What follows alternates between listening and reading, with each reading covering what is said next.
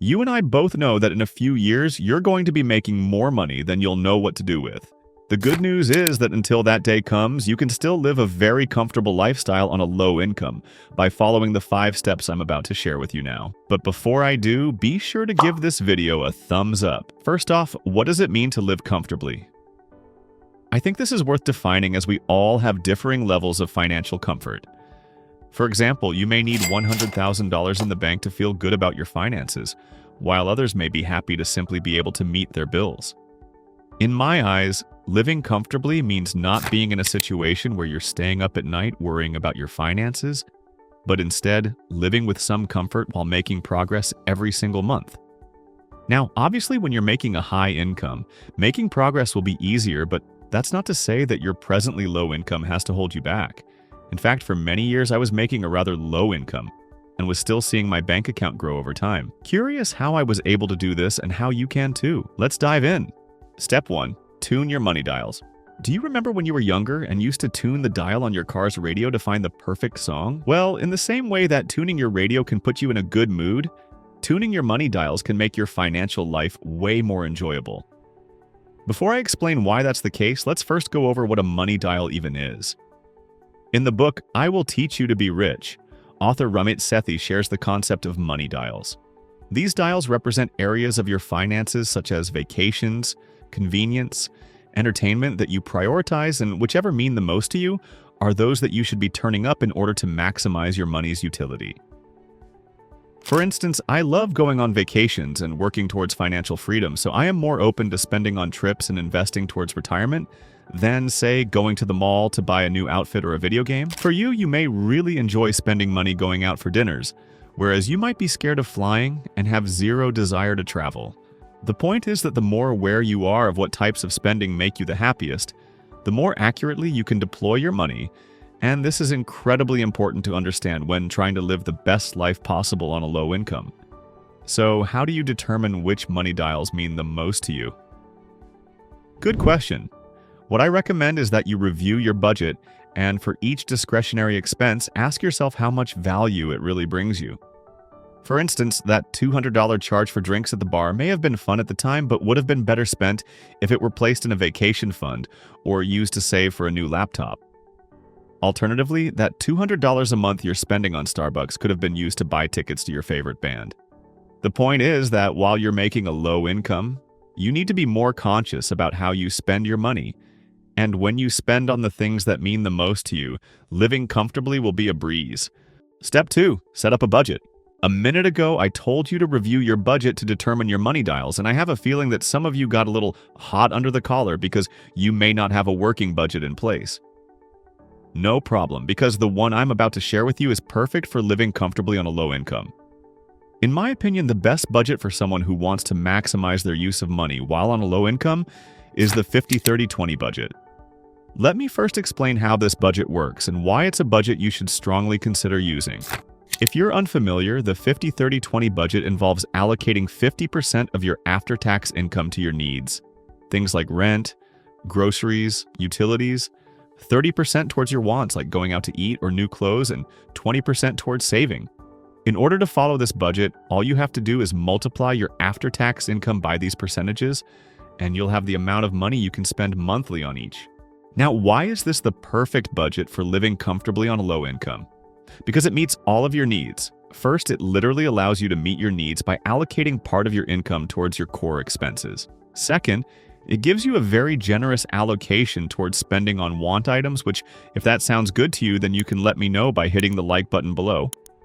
You see, living comfortably really comes down to having some ability to enjoy your money, despite how much you're earning. I think we can both agree that if you're not able to splurge on a coffee or new outfit from time to time, then you'll simply be living to work instead of working to live, and that's not a lifestyle I'd wish upon anyone. As such, to feel some amount of enjoyment in your life, you need to have some financial flexibility, and when 30% of your income can be directed towards your top money dials, you can live a great lifestyle despite your present income. Finally, we have the 20% being allocated towards saving. This amount is key because while we want to enjoy our money, we don't want to be slacking on our financial goals. This is all to say that the 50-30-20 budget allows you to keep the lights on, have some fun money, and build up your bank account, all at the same time, which I think is perfect for living comfortably while making a low income. Step 3. Focus on your big 3. If you really want to get ahead, even on a low income, you need to focus on your big 3. Chocolate, vanilla, and strawberry. Just kidding, this isn't an ice cream commercial. Your big 3 refers to your 3 largest expenses, which for most people are their housing, transportation, and food. And if you can get these costs dialed in, you can really start to see your level of financial comfort increase over time. Sadly, most people have the wrong impression about their expenses. When most people look at their expenses, they see obstacles. However, when I look at my expenses, especially my big 3, I see opportunities, and your big 3 are chock full of ways to save money. For instance, when it comes to housing, there are tons of ways to save more money. For instance, if you own your home, you can rent out a room. Or if you rent, you can downsize. In fact, moving from a 2-bedroom apartment in the average US city to a studio can save upwards of $200 a month, which is a lot of money when you're making a low income. Another example relates to transportation. Switching from driving full-time to taking the bus to work can add back hundreds of dollars to your wallet every single month and reduces the stress that driving can place on you, which I think makes life a bit more comfortable at the same time. Going out to eat less is also an amazing way to cut down your expenses and gain some financial leeway. Sure, it's fun to dine out from time to time, but when you make it a more rare occurrence, all of a sudden it becomes infinitely more valuable while allowing you to keep your monthly expenses within reason. I know for myself personally, between renting out a room, pushing off buying a car, and seldom going out to eat, unless my girlfriend begs me to try a new restaurant in town, I'm regularly saving at least $1,500 a month, based on these 3 decisions alone. And in upcoming videos, I'll be sharing more of my best money-saving tips, so make sure you subscribe if you haven't already. Finally, given that none of these decisions impact my money dials, I'm not forgoing any financial contentment at the same time, which is why I am so bullish on tackling these core expenses as a means of saving money. Step 4. Tackle your DEI. If you want to live a comfortable lifestyle on a low income, you need to do 2 things. Avoid DUIs and tackle your DEIs. Now, I'm sure you know what the former is, but you may not be familiar with the latter. So let me explain what this acronym stands for and why it's critically important in living your best financial life possible. DEI stands for debts, emergency fund, and investments. And if you can get a handle on each of these 3 areas of your finances, there's no doubting the fact that your financial life will become 10 times better. So let's dive into which to focus on first and how to address each one. Unsurprisingly, the first element you will want to tackle is your debt. If you look at recent studies, the top stressor for 73% of Americans are their finances, and much of this stress comes from having debt. If you ask me, this makes total sense. Knowing that every month you have to hand over your precious cash to someone else is not only stressful, but is downright annoying, which is why you want to clear off as much debt as you can. Now, as you probably already know, not all forms of debt are created equal. I'm not saying that you need to become mortgage-free overnight, but taking care of higher interest debts like credit card debt or auto loans is a great way to free up cash and live a more comfortable lifestyle, especially because paying creditors probably isn't one of the money dials you prioritize. Now, how do you go about paying off these annoying debts? Simple. When you start using the 50-30-20 budget, allocate your 20% of savings towards debt repayment until your high-interest balances are paid off. Then, once they are, you can move on to your next financial priority, which is your emergency fund.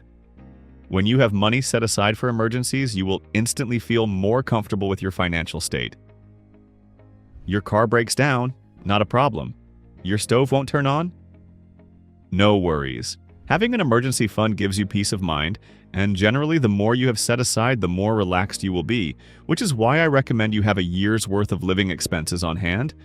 But if you're just starting out, 3 to 6 months is a good goal to work towards. Finally, we have investments. Over the last couple of years, I've talked to a lot of low-income earners, and one thing I've noticed is that very few of them invest. Now, I'm not expecting them to be investing thousands of dollars a month, but I've found that most people figure that if they can't invest large sums of money, then they may as well not invest at all, but that's a mistake. Investing is a habit like eating healthy or exercising.